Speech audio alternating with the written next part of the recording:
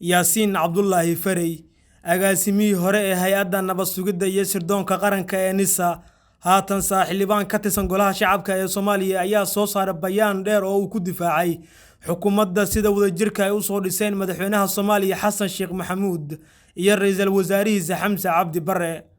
Qoraalka xildhibaan Yaasiin Farey oo dheera ayaa si weyn loogu dhaleeceeyay siyaasiyiin waaweyn kuwaas oo haatan ku howlan in la mucaarado xukuumadda cusub, waxaana wax laga xumaado uu ku tilmaamay in siyaasiyiin badan ay qaab qabiil uga soo horjeedaan dowladda cusub ee madaxweyne Xasan Sheekh Maxamuud. Qoraalka xildhibaan Yaasiin Farey ayaa waxaa ciwaan looga dhigay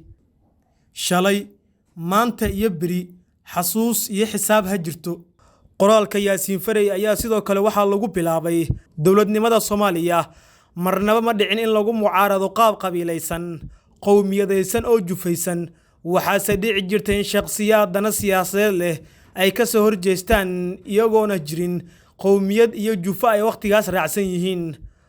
Waa taariikh cusub in dowladnimada Soomaaliya looga soo horjeesta qaab qabiilaysan, iyadoo xildhibaanada labada gole ee isku jufada ah iyo siyaasiyiin waaweyn oo isku jufo ah ay si aan gabasho lahayn u soo saarayaan bayaano diidmo dowladnimo ah kuwaas oo iga soo horjeedaan dowladda cusub,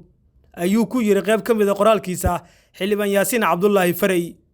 Qoraalka Yaasiin Farey oo dheera ayaa sidoo kale waxaa lagu yiri waxaa mudan in aad looga fikiro shirarka ay ku baaqayaan siyaasiyiinta isku beesha ah,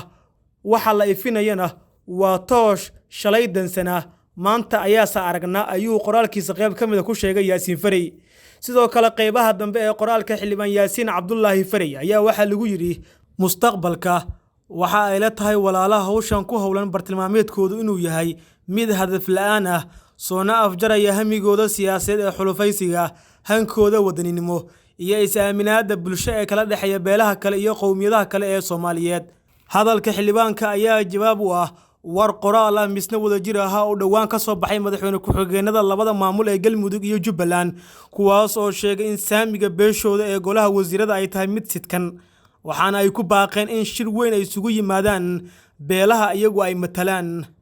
Xildhibaanada ka soo jeeda Koonfur Galbeed Soomaaliya iyo kuwa Jubbaland ayaa si weyn maalmihii la soo dhaafay u saluugsanaa dhismaha cusub ee xukuumadda ra'iisul wasaare Xamse Cabdi Barre, iyagoona ka sheegay in xukuumaddu ka jira sadbursi xoogan. Dhowaan ayaa la filayaa in xildhibaanada Golaha Shacabka ee Soomaaliya ay siiyaan codka kalsoonida ama diidmada qayaxan xildhibaanada wasiirada laga dhigay iyo kuwa cusub ee xukuumadda ra'iisul wasaare Xamse Cabdi Barre ku jira.